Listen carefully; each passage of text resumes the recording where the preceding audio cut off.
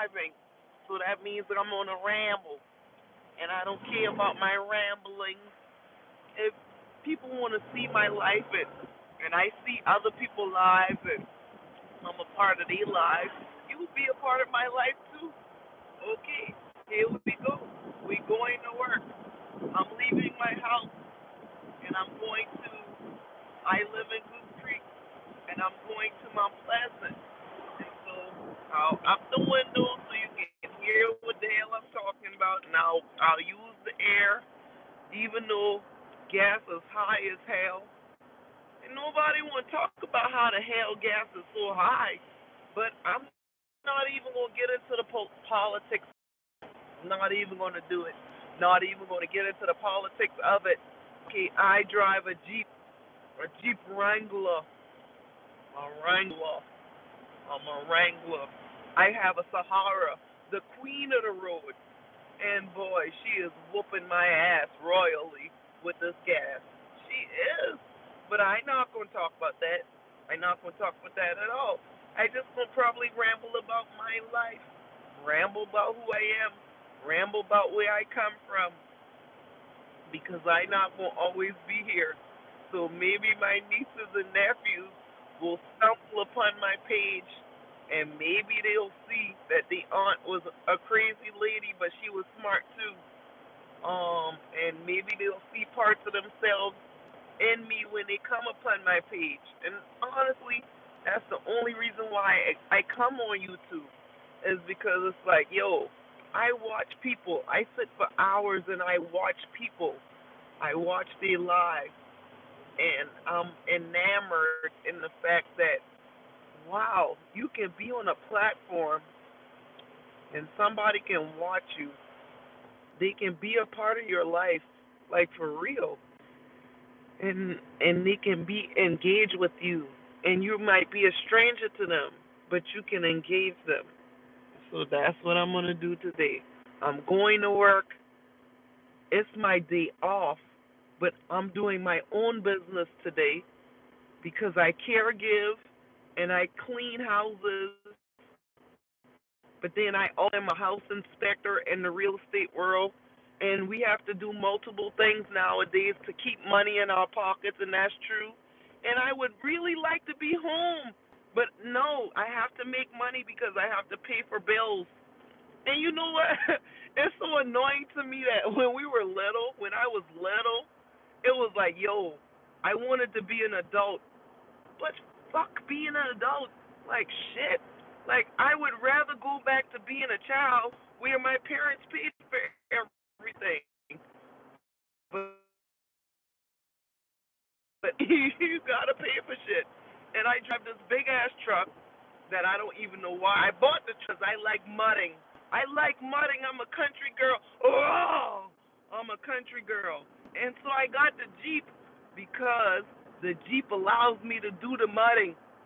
But god damn it, gas is $5. $5? Oh my god. Yeah, I'll be country and I'll be geeky too. $5 $5 for a gallon of gas. A gallon of gas. And then now that means I gotta work my ass off royally. Royally.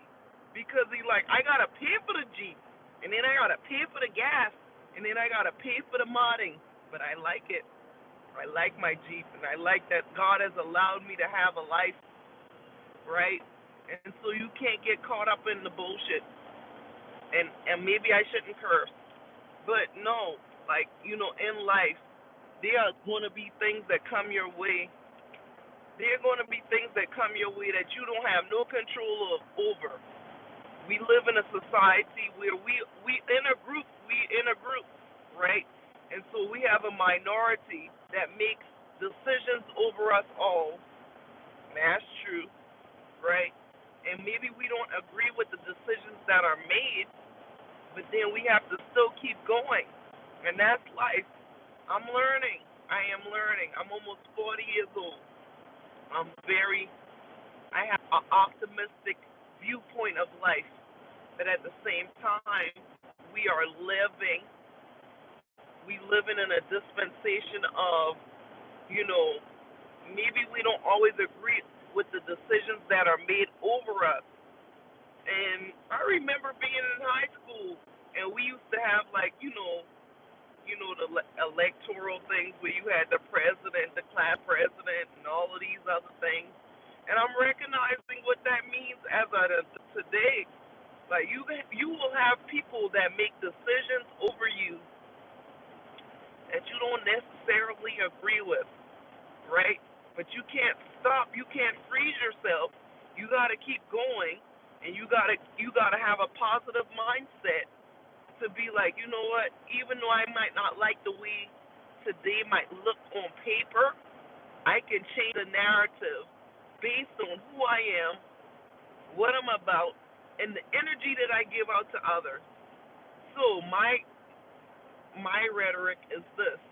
I work in real estate. I have my own business, but then I also try to give out good energy, right? Even though if I don't feel good and I don't like the day, I try to give out good energies. Why? Why is it important to give out good energies? Because the energy that you give out, I'm gonna tell you that this much: you will receive the energy back later on, even if it's not in the same day. I give to anybody that's in my room right now good energy. Good energy. I give you good energy. And I would want to receive good energy. And even if it's not from you, I give you good energy.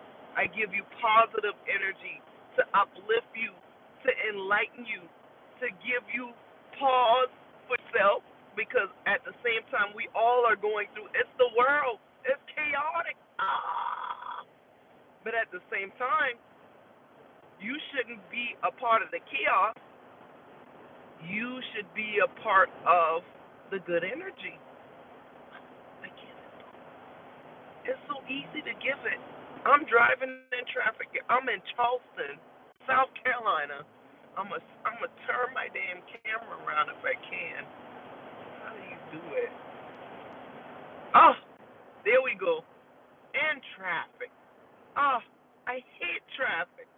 I hate the traffic. I hate driving in it. I hate being in it. I hate traffic. I hate traffic. I'm in the traffic. Look at it. Look at it. I'm a country girl. I'm used to driving on country roads. I like country roads because they're free. There's no traffic. I hate traffic. But here I am. I'm in traffic. A lot of us are in traffic points in our lives, but you still try to harness good energy. Good energy.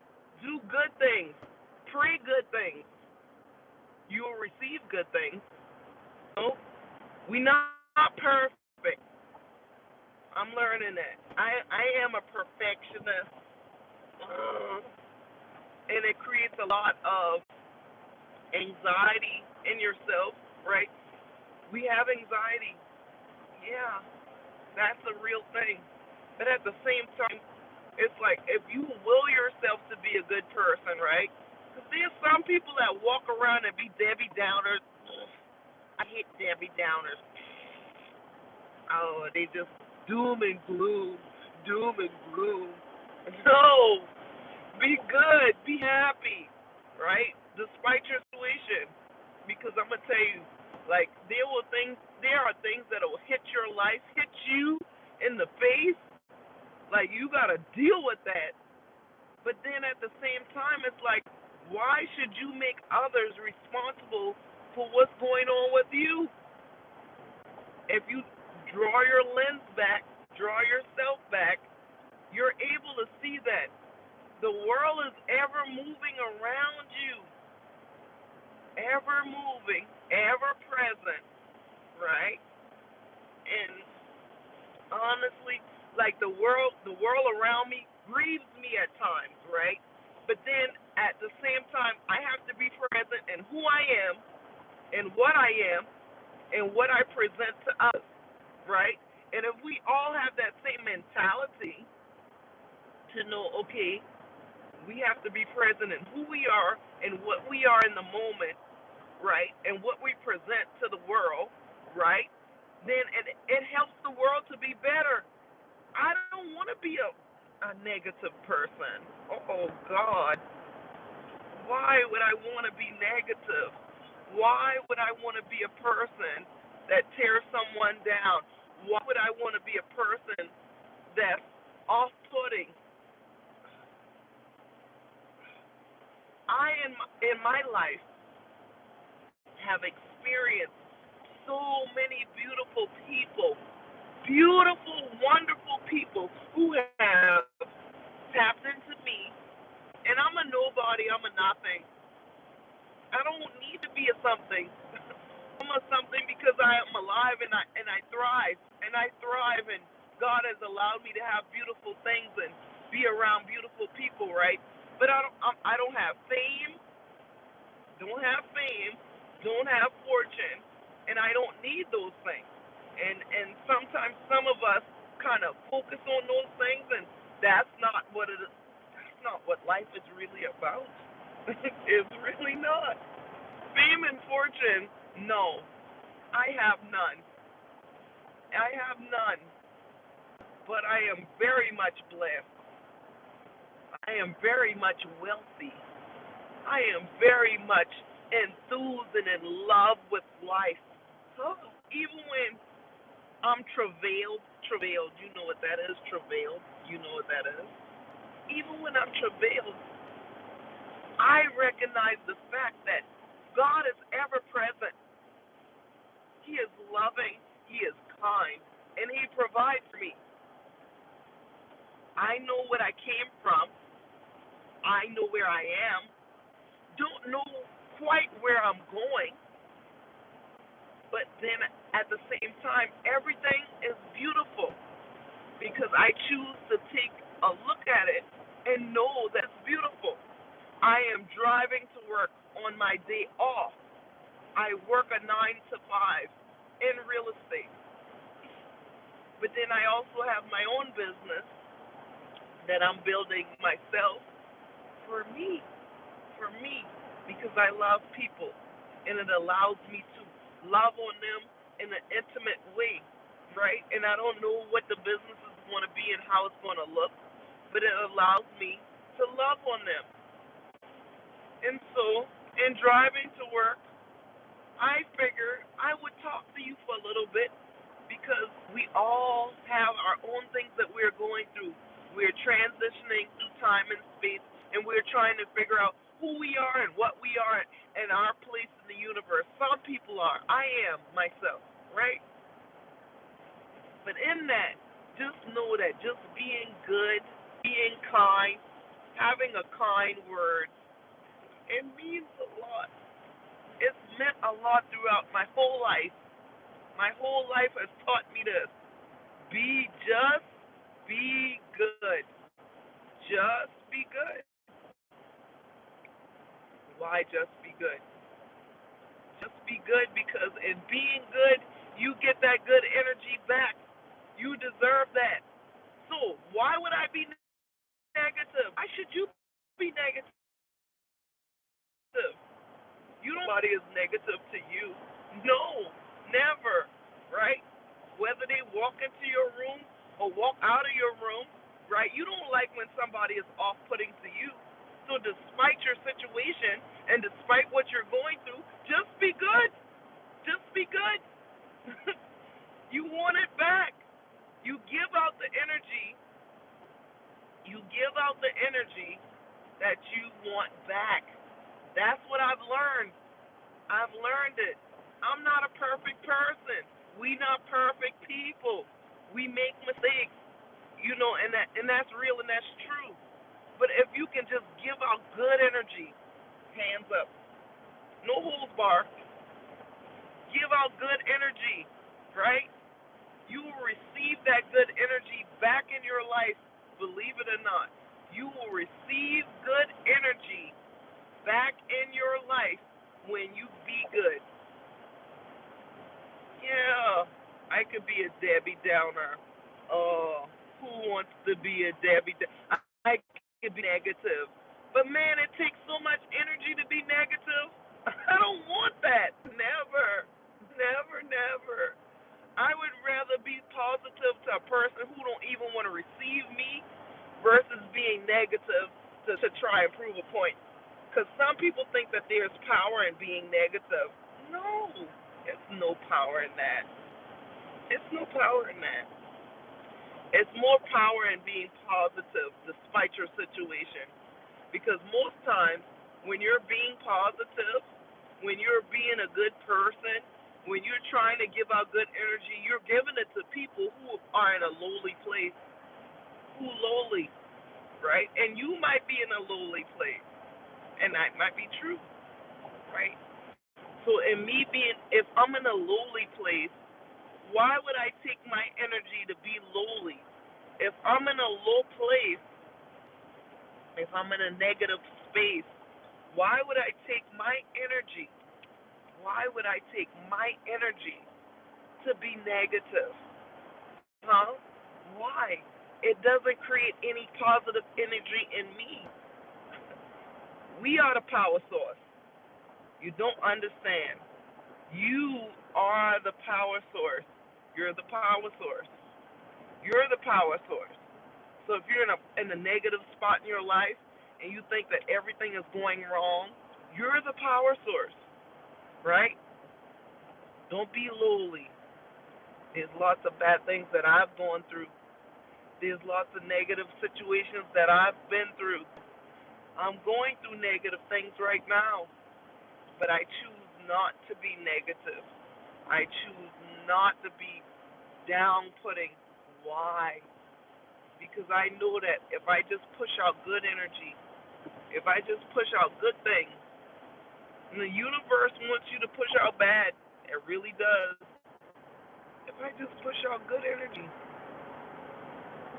and I'll be okay. I will be okay. This is my Charleston. This is my home. This is where I choose to live and where I choose to love myself.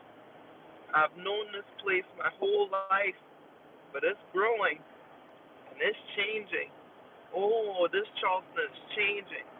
And I'm so afraid too because I want to be a part of its change in a positive way. I want to be a part of its change in the fact that, I want people to come to this area. I do. And we are about to go over the Arthur Ravenel Bridge. I want to be a part of the change. But how do I do it in a positive way? How do you do it in a positive way? I have walked this bridge back and forth. It's 5 miles, this bridge. From the beginning to the end, 5 miles. You walk it back and forth. We have walkers and riders. They ride their bikes, and it's beautiful. When I was a little girl, there was two bridges, Grace Memorial Bridge, and I can't remember the name of the other. But Lord have mercy, the other two bridges that were here was death traps.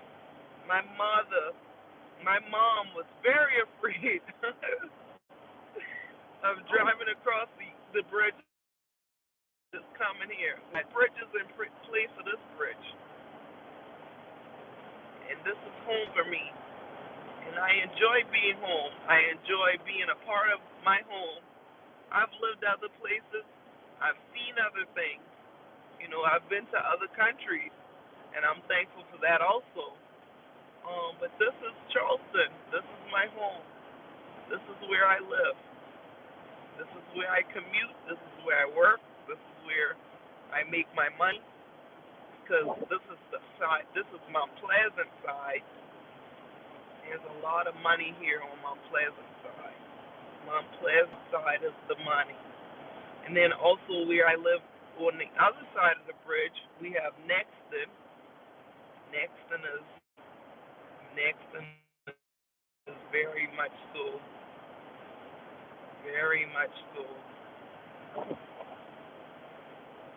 extravagant in this way because that's where the Germans live because we have Volvo here. Volvo here in Charleston. So I'm driving to work. And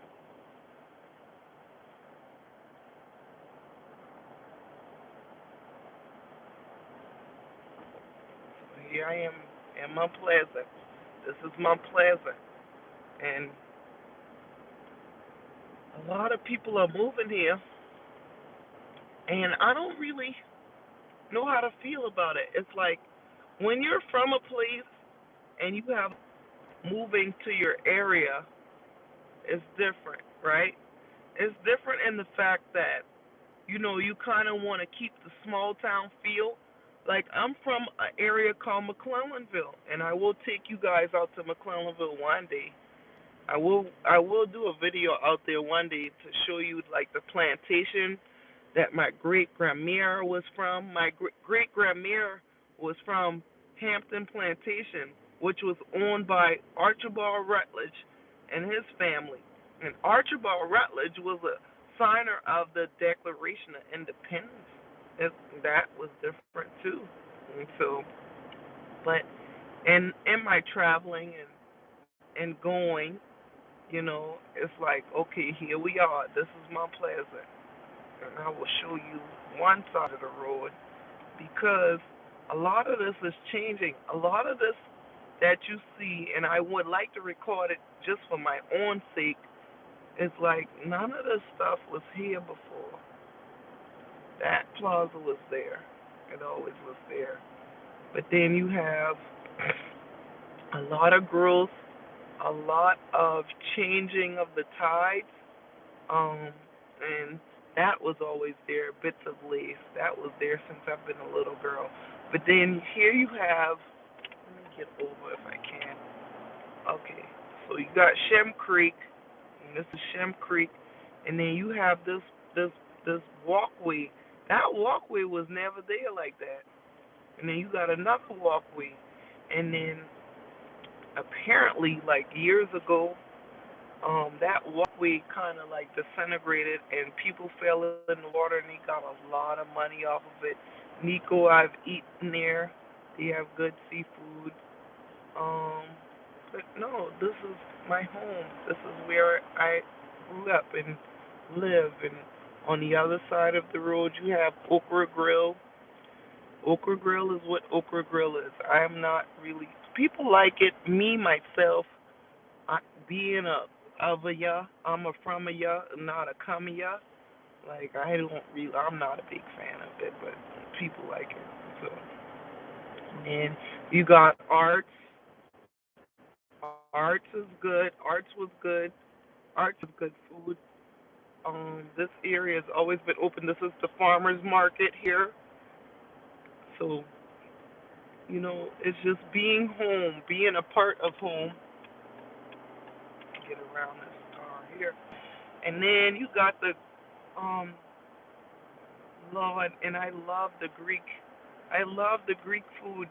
Look, the Greek look look the Greek they do their little food truck area right there, and they have wonderful food.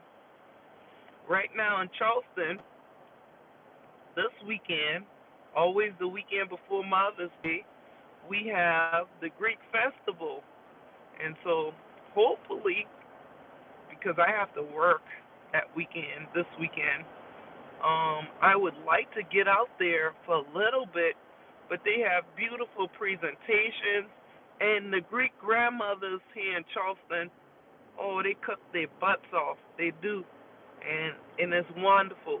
Spanakopita, and then they have these things.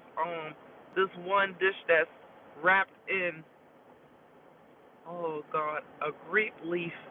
That's good. It's all good. Everything they cook is good. It's just wonderful. And so, they've been able to, from when I was little, because when I was younger, with my godmom, she was immersed in the Greek culture, and she was also my sixth grade science teacher, and she became my godmother throughout the years. But she kind of introduced me to the Greek festival, and so with that, it's just wonderful. Like it's just like Charleston as a whole has a beautiful culture where you are able to tap into a lot of different people, a lot of different things. Um, and I love being a part of home. I do. I don't I'm not necessarily a fan of everybody moving here, but I do see why. Um, I do see why people come here because people come to Charleston because of the culture. People come to Charleston because of the weather.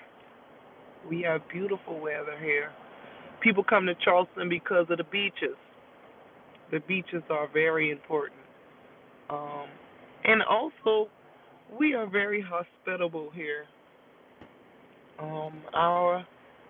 Our ways are very much different than other places. So if you are a traveler and you come to Charleston, it is different.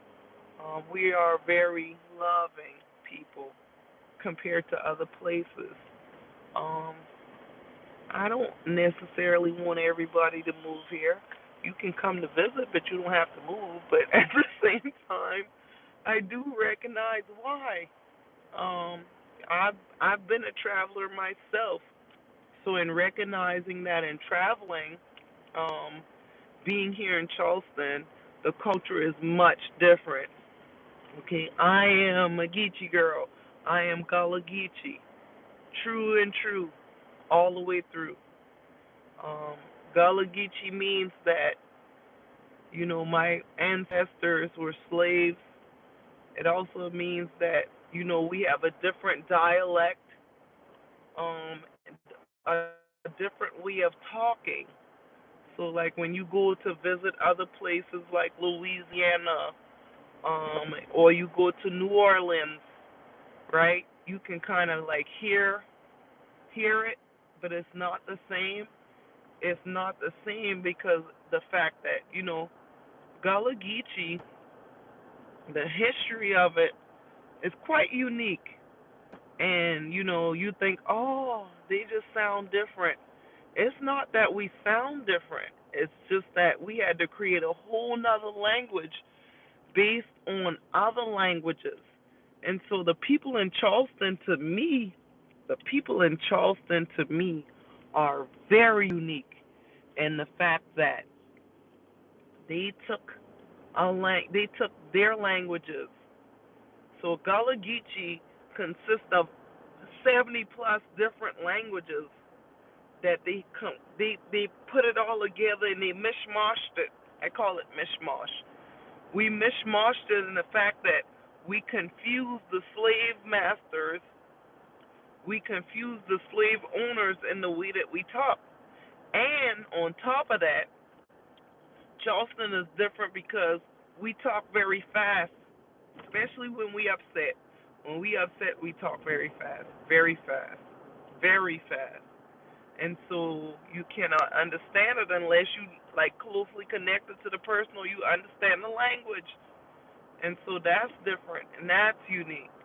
And so I really do love being a part of Charleston. I love being a part of this area and knowing the significance of who I am, knowing the significance of where I've come from and what I'm about, right? Um, think about it. My ancestor was Archibald Rutledge. Well, who would think?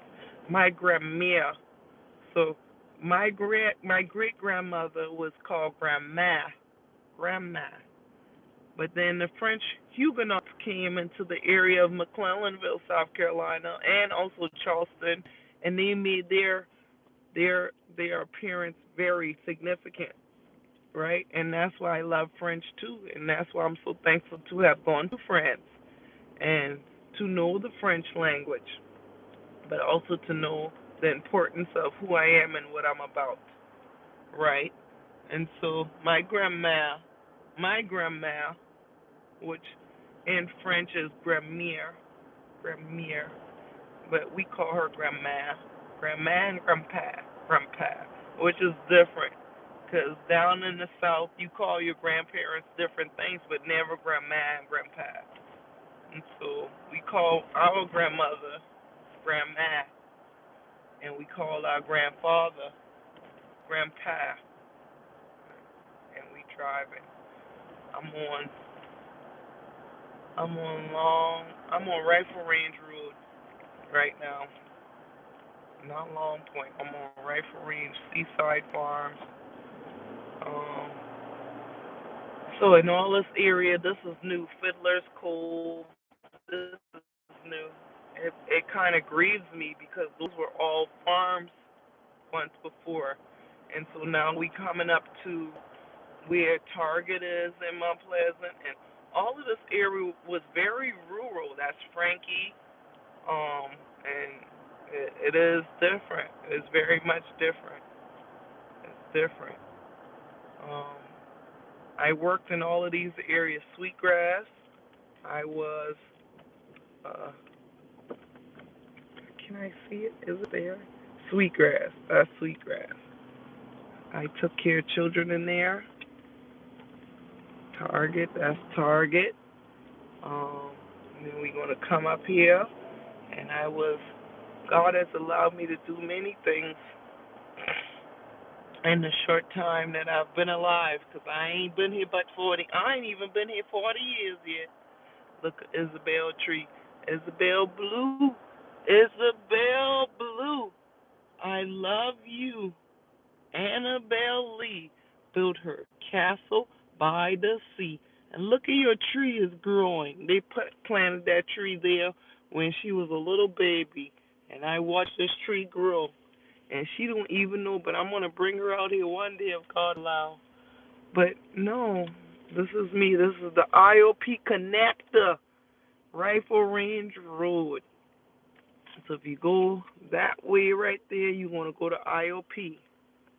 Um, and I've spent a lot of time on IOP. I have walked that entire thing to go to IOP. Okay, and IOP is called Isle of Palms Connector. Okay, which means it takes you onto the beach. In my whole life, I've been surrounded by beaches. Isle of Palms, Myrtle Beach, Folly Beach, Hilton Head. You know, I've always been connected to the water. And God has allowed that for me. And I'm very thankful for that too, honestly. Because people pay a lot of money to come out here and be a part of this. And this has just always been my life. Because I'm a from a ya and not a come a ya. And so I'm riding down this area. This area is called 6 Mile, and you have different subdevelopments on either side. But then what we about to go through is an area that is still owned by the blacks of this area, which makes me so excited, makes me happy, because it's like, you know, the black families still own their land. They still own their land. 6 Mile community. They still own their land. They still are here. They still are inhabiting their land. And yeah, they're losing pieces of it because we live in a modern time. And what I hate about this is, for me, with the modern time is, it's like, you know, for me growing up with me having a grandmother to live, well, great grandmother to live to the age of 107, for me, like my heritage and who I am and what I'm about was kind of like drilled in me. But with the younger generation, because they probably weren't exposed the way that I was, they kind of like they sell off the land because it's a monetary thing for them. It's not a heritage thing for them. And so for me, the land is very much heritage based. It's very much so I'm in tune with the land. I'm tied into the land.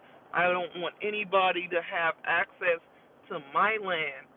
And where I'm from, my grandpa,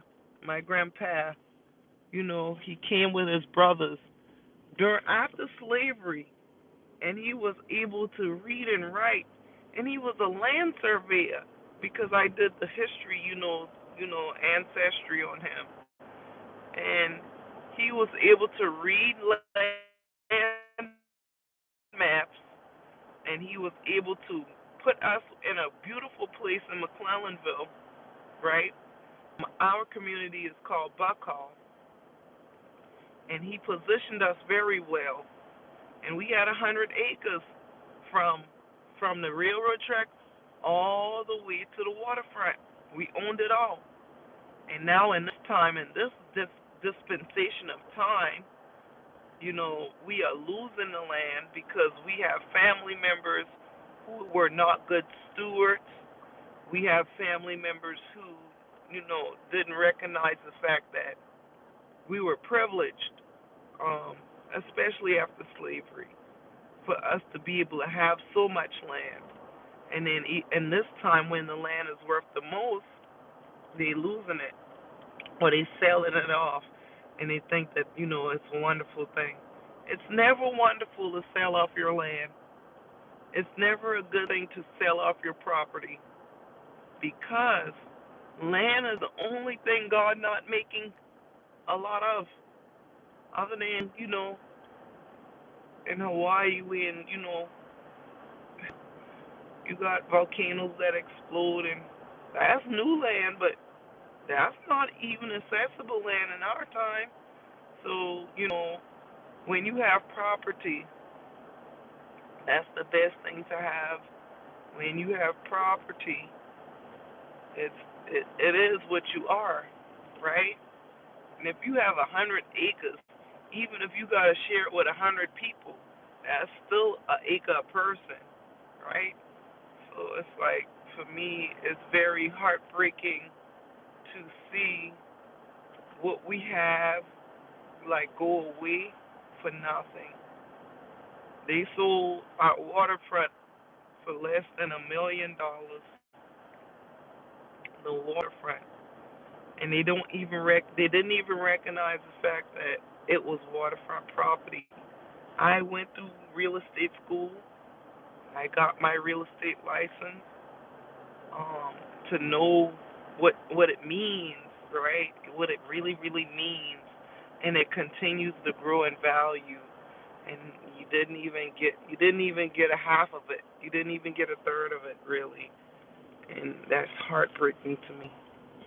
Because if you look at the history of land and you look at the history of property ownership, even through slavery here in Charleston, in our area that I'm aware of, right? That I'm aware of.